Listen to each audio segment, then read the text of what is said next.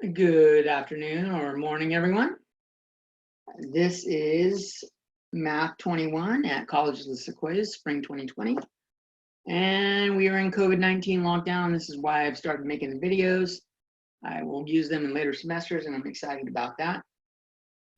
This section, so far we've covered samples or hypothesis testing where we had one unique sample or one sample group or two sample groups, and we checked proportion and the means for both of those. Now we're going to look at chapters 12 and 13, look at 3 or more populations. And so the first test we're going to do is in 12.1, and it is on a 3+ samples. It's a proportion test.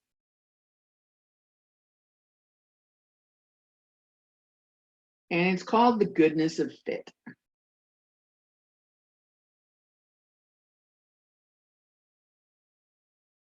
So that's what 12.1 is on. And the reason why we call it this is called the goodness of fit test.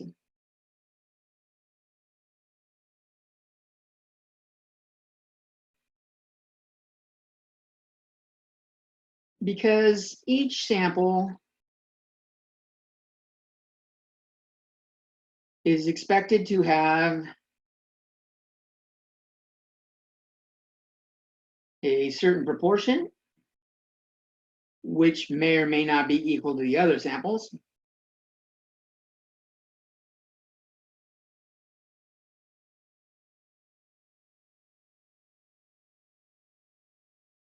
Not be equal to the other samples.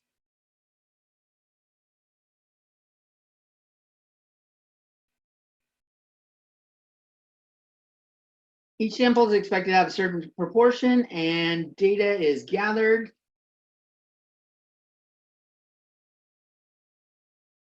Data are gathered. Data is plural for datum.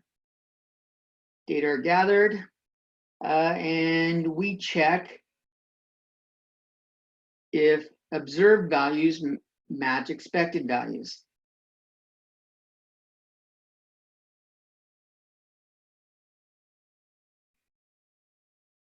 Or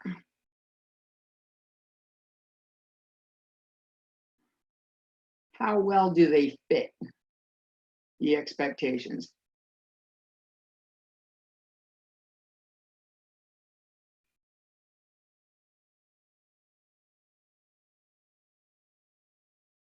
Okay. Ooh. I don't like that little yellow box. Let's get rid of that box. There we go.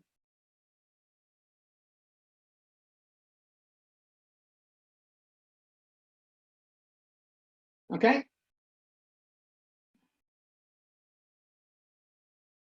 Frequently, we collect the data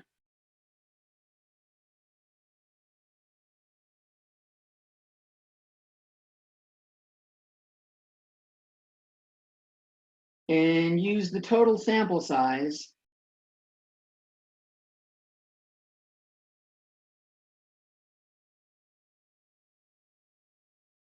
multiplied by each proportion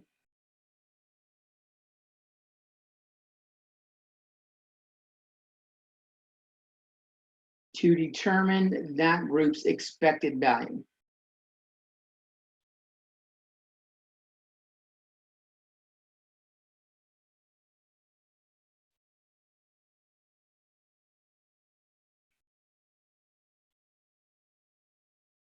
So we need n.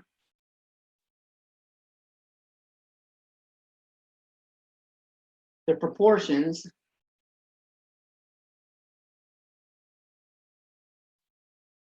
and the observed data.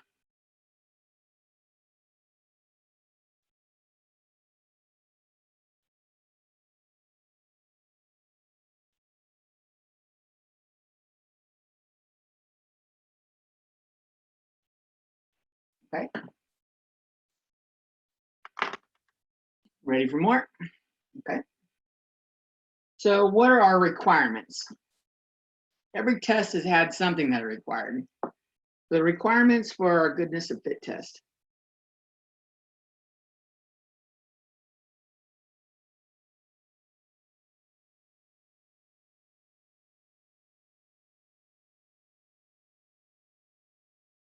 Well, first off, all expected values must be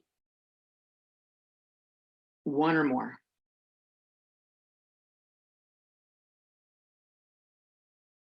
Or greater than or equal to 1.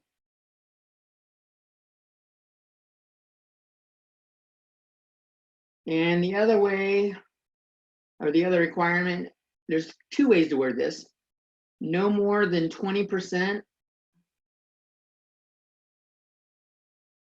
of the groups can be less than or equal to 5. That's one way to look at it. We'll call that B1. B2, the other way to look at it is at least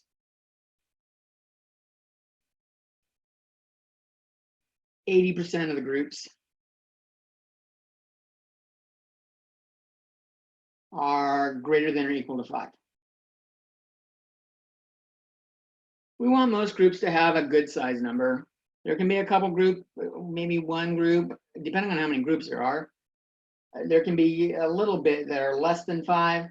They all have, we can't have any zeros. Every group is expected to have 1. And step 1 for the hypothesis test is this. H0, observed values match expected values.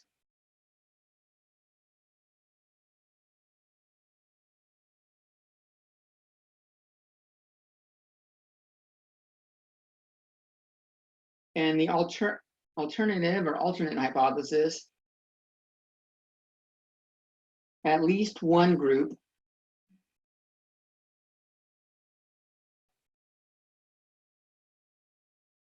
has observed values that differ from expected.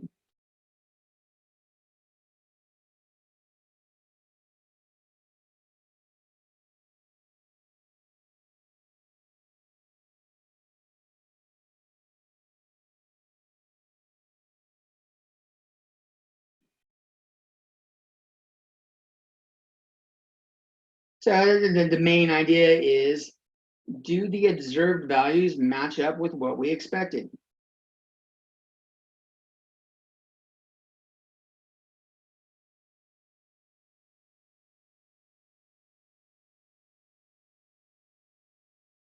If the proportions expected, if their proportions were correct.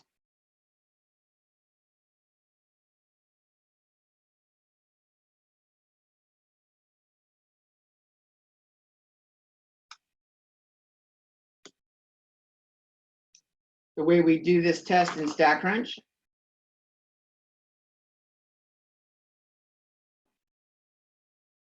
it's stats, goodness of fit,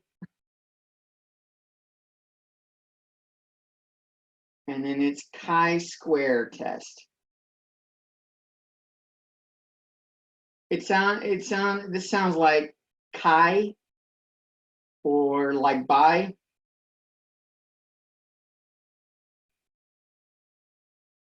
Rhymes with bi.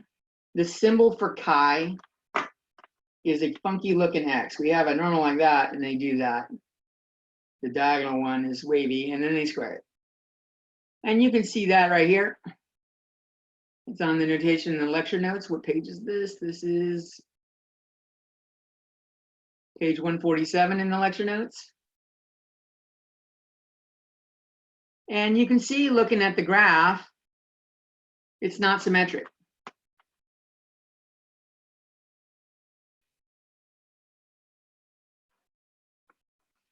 So the chi-square distribution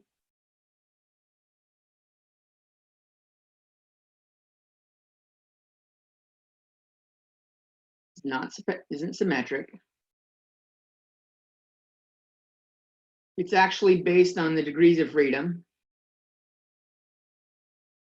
Shape is based on the degrees of freedom.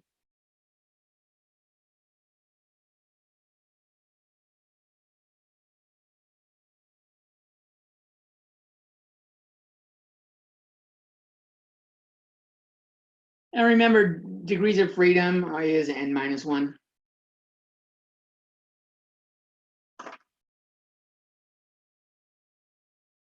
Okay, so once we go into StatCrunch, what we need to do in StatCrunch,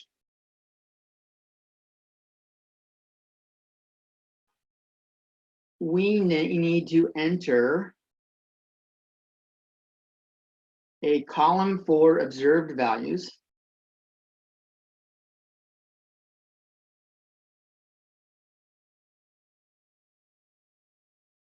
And either a column for expected values if they're different,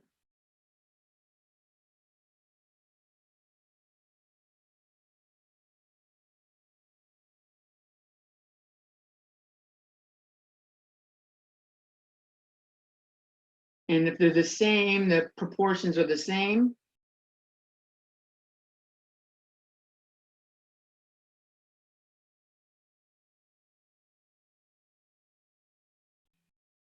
we're going to check mark cells in equal proportion.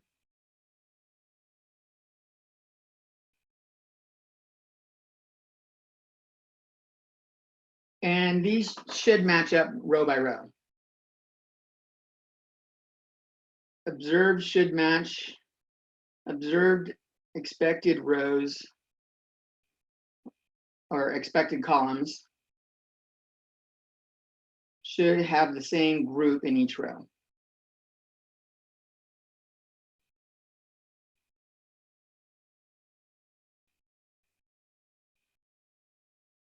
And I'll show you in a second what I mean by that.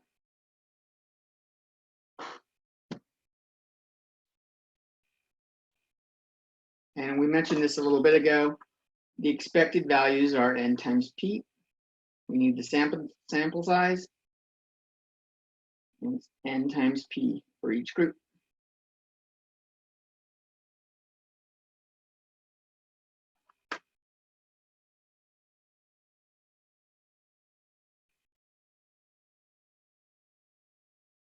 Okay.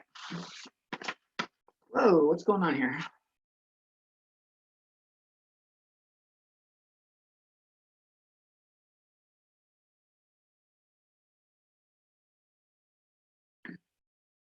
So let's look at some examples.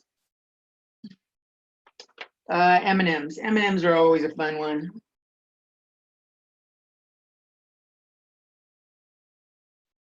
So M&M's company is the Mars company, produces M&Ms.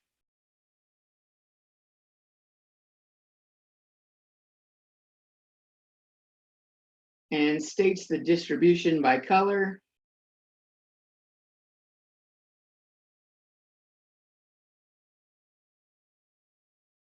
Is, so I'll make a table. We'll put color in the first column. We'll put the proportion P in the second column. And what colors does M&Ms come in? They come in brown, yellow, and red, blue, orange, and green are standard M&Ms. And the proportions in each of these categories, brown and red are both 13%. Yellow is 14%. Blue is the largest at 24%. Orange is next largest at 20%. And green is third at 16%. Note they are not in equal proportion.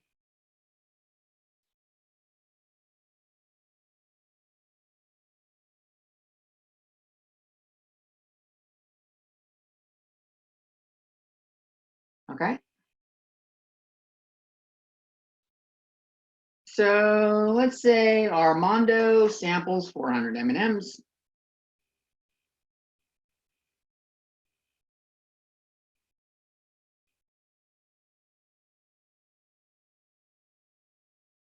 And observes 61 brown, 64 yellow. I'll keep them in the same order. 54 red, 61 blue, 96 orange, and 64 green.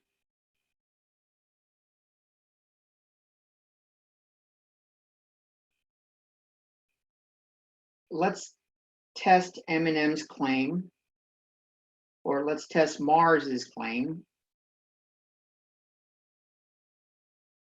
at alpha equals 0.05 level of significance.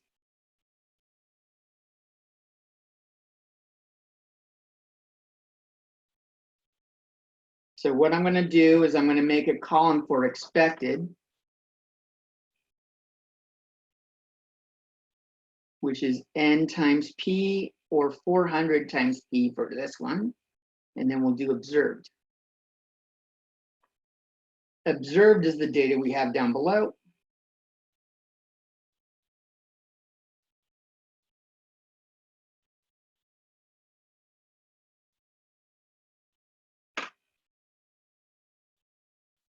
And if you go through and multiply each of these percentages by 400, or 0.13 times 400 is 52, 56, 52. We've got 96, 80, and 64.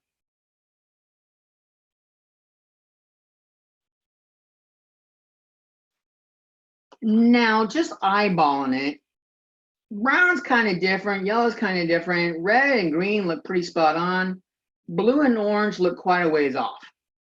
I suspect maybe this is going to reject Mars's claim, but let's walk through the steps. It's good to take a look at the data and see if you get a general feel for it. 96 is a lot different than 61.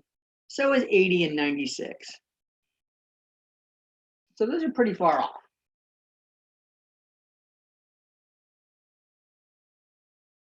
So we have that data. We do our test, step 1. H0 is the candies match the stated distribution.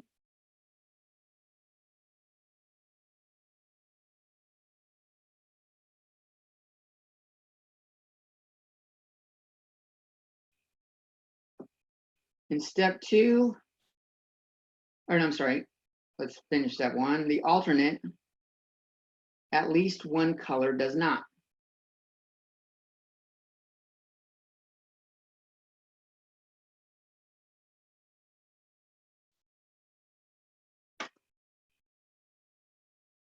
This test does not tell you which color is wrong. Say which differs if one does.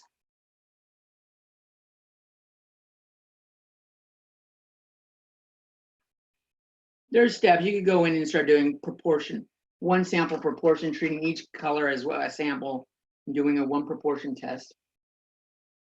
So one proportion test would help narrow down which colors.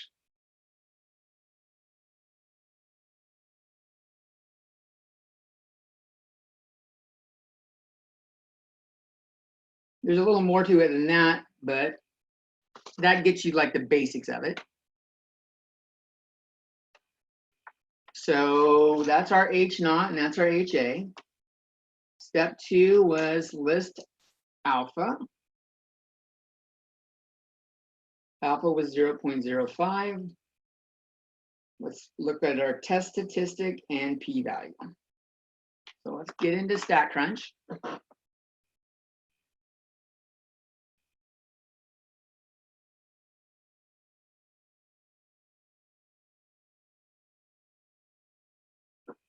Darn it.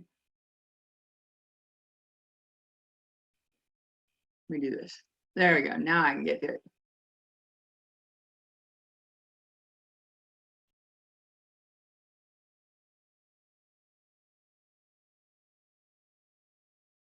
I'm going to upload this one. I have it saved as 12.1 goodness of fit.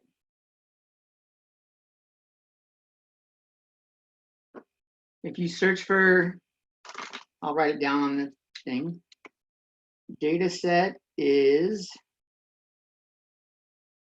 it says CH 12.1 goodness of fit with no dashes, Jones Hefe.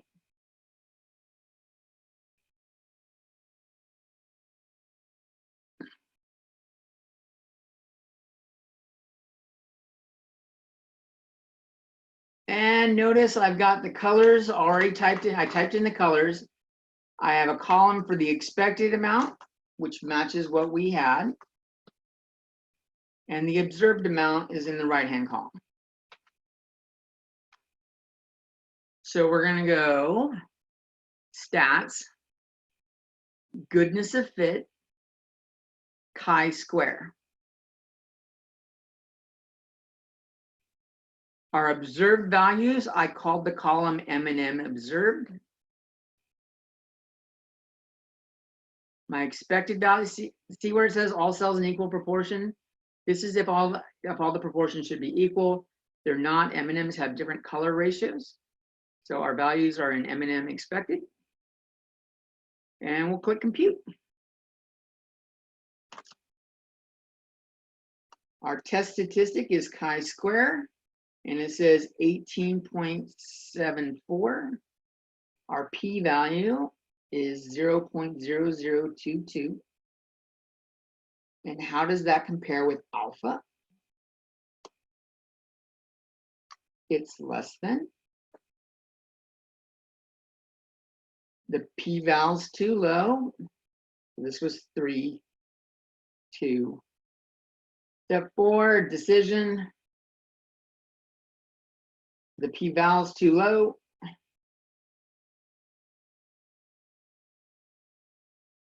Reject H0, reject the HO, or support the HA.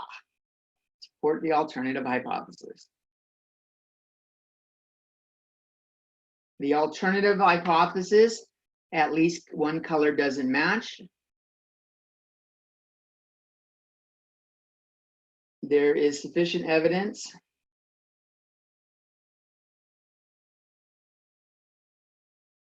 to support the claim.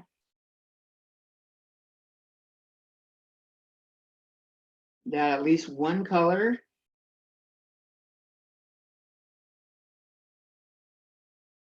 doesn't match the expected distribution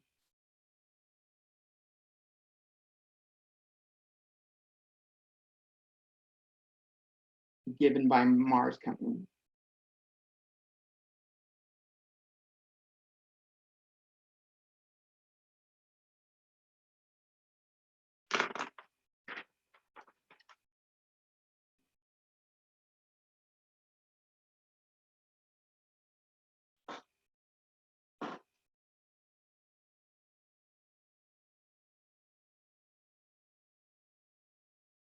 Now, when we looked at it, we said blue and orange looked a little off. I mean, we could look at blue and orange. Let's do a one proportion test on blue and orange.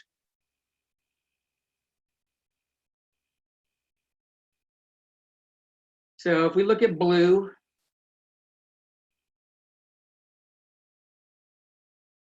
the expected proportion for blue was 24%. And what did we have for blue? Blue was 96 or 61 out of 400.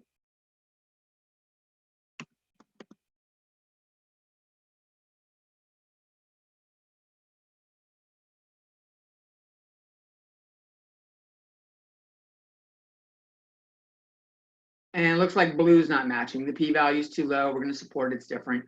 What about orange?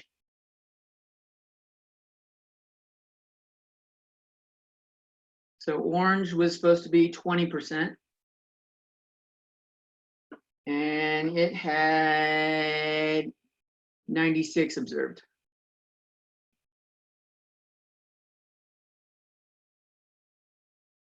This one's pretty close, but still below the 0.05.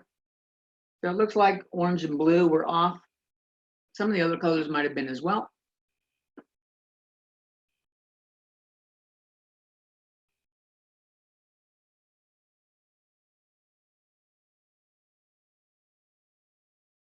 Okay.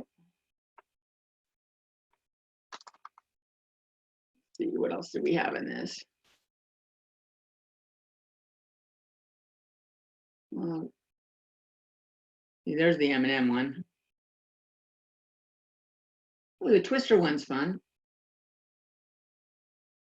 Take a look at the Twister version. So what page is this? This is lecture notes, page 150.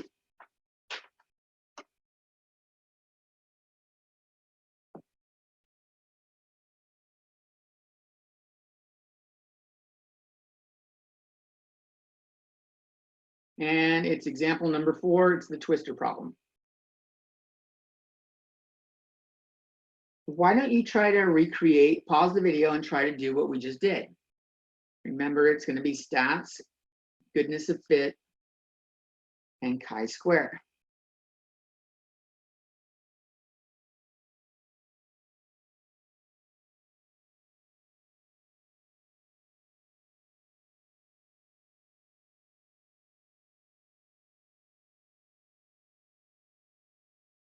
Okay, I'm going to assume you paused it. I'm going to make a little table. Colors, it looks like there's red, green, yellow, and blue.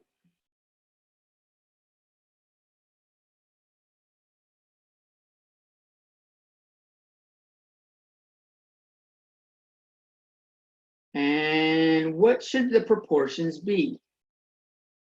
A group of students wants to determine if the twister spinner shown below was fair in regards to color. If you look at the thing, there are 16 colored circles on there, 4 red, 4 green, 4 yellow, 4 blue. They're all in equal proportion. They should all be 0.25 or 1/4. Then we'll do a column for expected and observed. The observed were given as 95, 78, 88, and 89.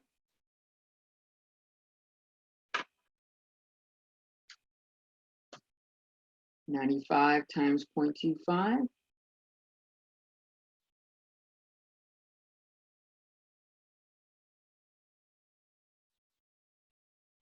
Oh, wait. What am I doing? It's 350 times P. 350 times 0.25. Should be the same for all. Oops. 87.5 for all. Because they're all in equal expected proportion.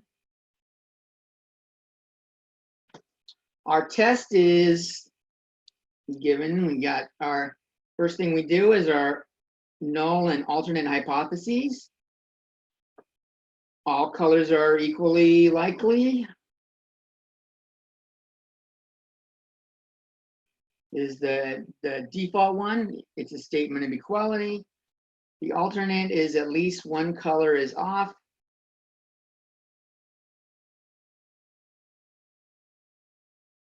Which means the spinner is not fair. The top one is the spinner is fair.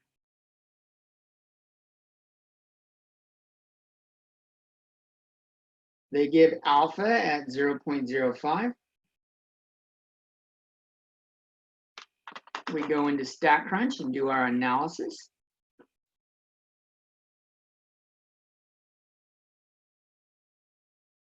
I have this over here already. So observed is this column. Since they're in equal proportion, I do not need a column for the expected. My observed are in twistor observed. And I'm going to say all cells are in equal proportion. Notice it calculated the equal proportion as 87.5 also. So our chi-square is 1.703. The p-value is 0.6363, which is a lot bigger than alpha. So our decision, p-val is too large, the null's in charge, which means we can't reject it. Do not reject H0. Do not support HA. And HA was the spinner is not fair. There is insufficient evidence to conclude the spinner is not fair.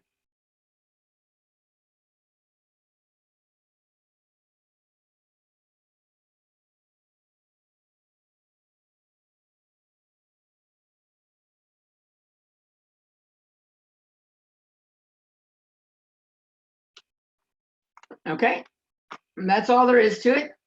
So stats, goodness of fit, chi-square. Sometimes you have to compute the expected, because on the M&Ms, we were given proportions, but we had to take our sample size and multiply by it. Sometimes if they're all expected to be in the same proportion, you're good to go as is. That's pretty much the idea here. Let's take a look at one of the homework problems. So this will be 12.1, and I want to say it was number 4 I was looking at. That was a good one to go over with you. Yeah. So 12.1, number 4 in homework. This is on does seat in the classroom affect grade?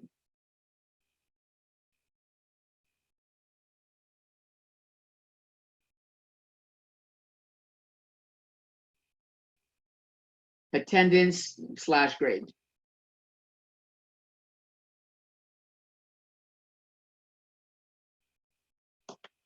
So in my problem, the first thing they give me, does the location of your seat in a classroom play a role in attendance or grade? 800 students in a physics course were randomly assigned to one of 4 groups. The 200 students in group 1 sat 0 to 4 meters from the front of the class. Group 2, the next 200 sat the next 4 to 6.5 meters, a little bit further. Group 3 sat from 6.5 to 9 meters, and group 4 sat 9 to 12 meters. This must have been in England or something like that, or somewhere else, because we wouldn't have used the metric system here. Complete parts A through C. So part A,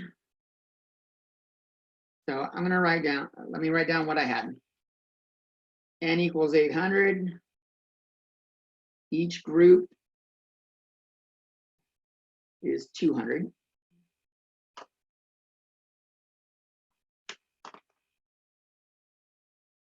So in A, average was 83% attendance.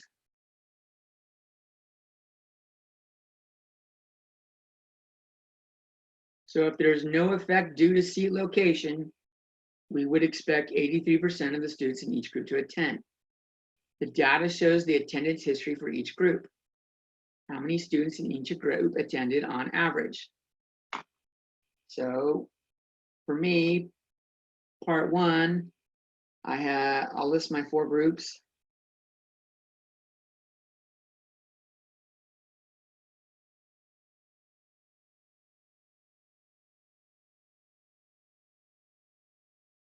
My percentages were 0.84, 0.84, 0.84, 0.80.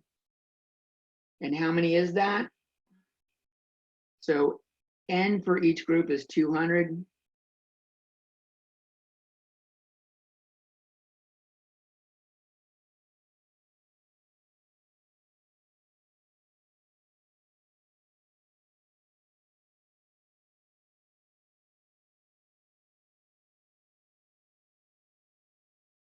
So this was observed,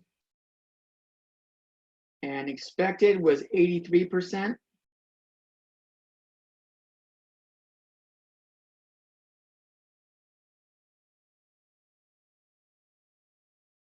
$166 across the board. So let's go in and know what they wanted. So the observed was what we saw. So we saw 168 in the first three groups.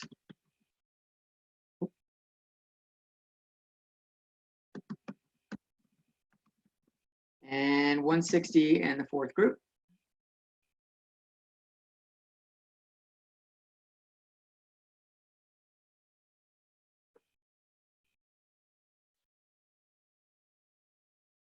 And what's the null and alternate hypothesis?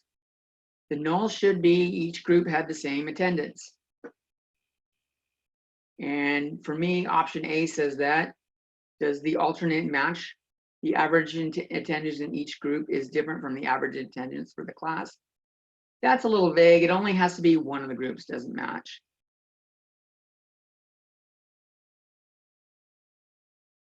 So we'll compute the p-value.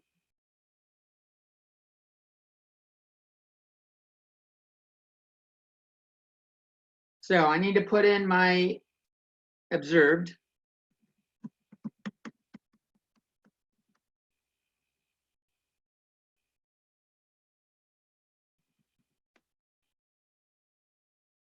We'll say observed A, part A. They're in equal attendance, so I don't need the expected column. I'm gonna go stats, goodness of fit, chi-square. My thing is in observe A, and I want all cells in equal proportion. And they give me my p-value is 0.9621.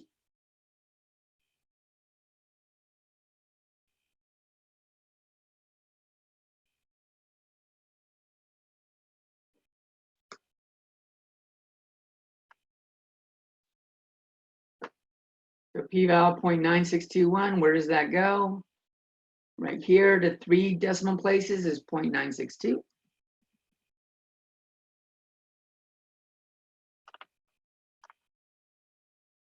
Is there a significant difference? They want us to test it at alpha equals 0.01. And that's a lot larger. So we do not reject H naught. And we do not support HA.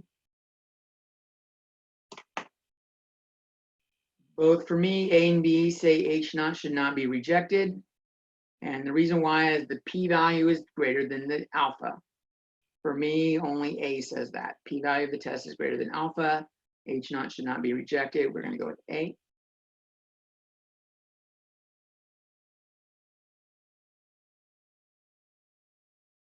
Now it says for the second half of the semester, the groups were rotated.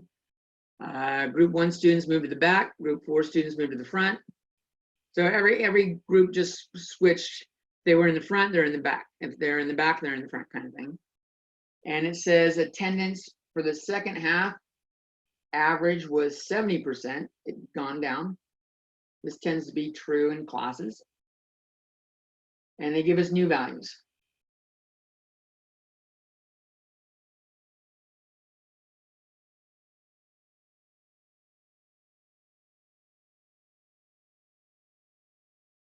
So I've got 0.84, 0.75, 0.69, 0.52.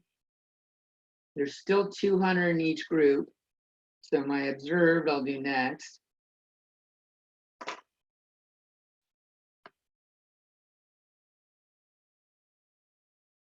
This is 168.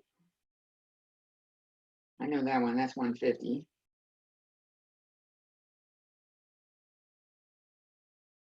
$138. 2 is going to be 104. Yeah, 104.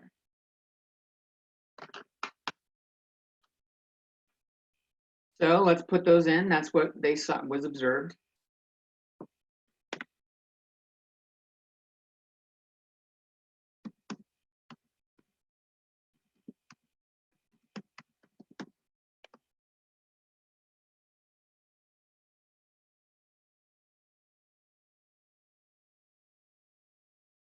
And now they want us to compute the p-value again. I already got this open.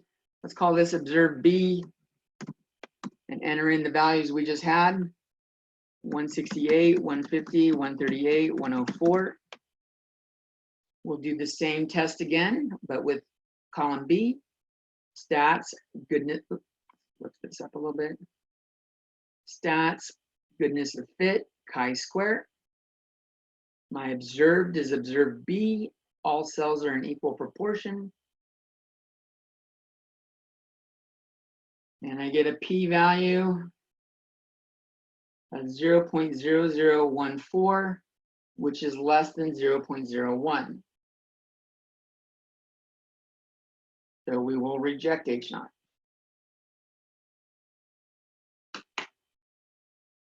.0014, let's see what they wanted here. 3 decimal places is 0.001.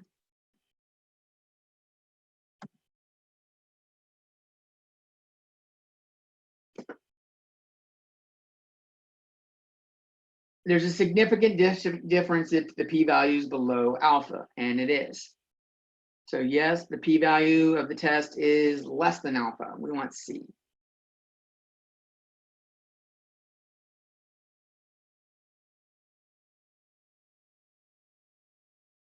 Okay. In C, now they start looking in the top 20%. And now it's not equal.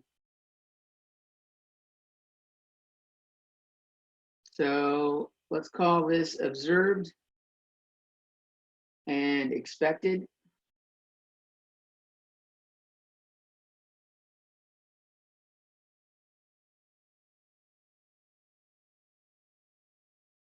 For the observed column, the percents are 0.28,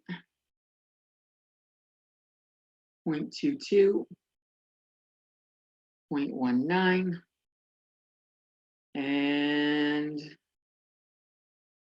0.11. The number of students expected to be in the top 20%, if location doesn't play a role, it should be the same in all categories. There were a total of 800 students. 800 times 0.20.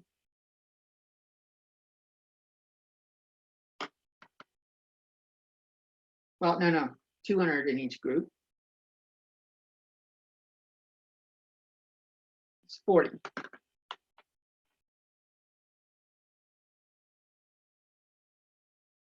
Let's calculate what the observed, I don't have to put those in. Should be the same in all categories because they're saying location doesn't matter.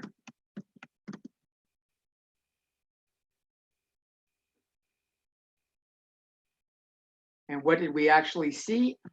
Oh, the null hypothesis, the number of students in the top 20% in each group should be the same amongst each group. That's if all groups are equal, they should be the same for the null, which is B. Yours might be A. Finally, we'll compute the p-value. We need to do 200 times each of these.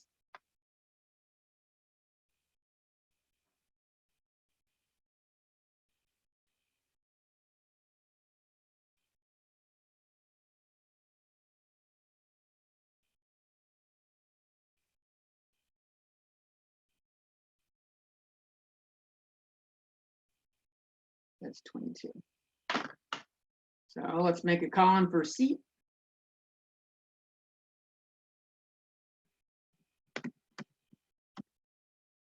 We had 56, 44, 38, 22.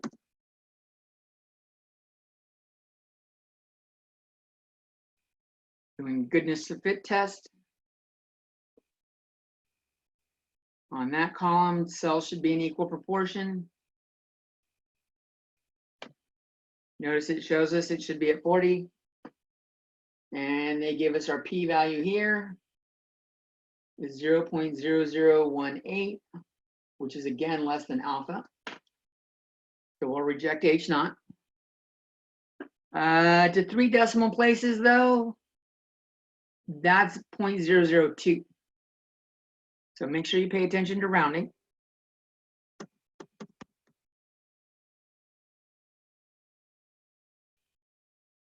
And we should reject H0 because it's below, p-value is below the level of significance. So we want to, yes, reject it. For me, that's B or D. And it's because the p-value is too low. B says p-value is greater than, D says p-value is less than. D is the one we want. Next question. So that's how these go. One of these in here actually does an M&M problem with you as well. And that'll wrap up our section on 12.1. Peace.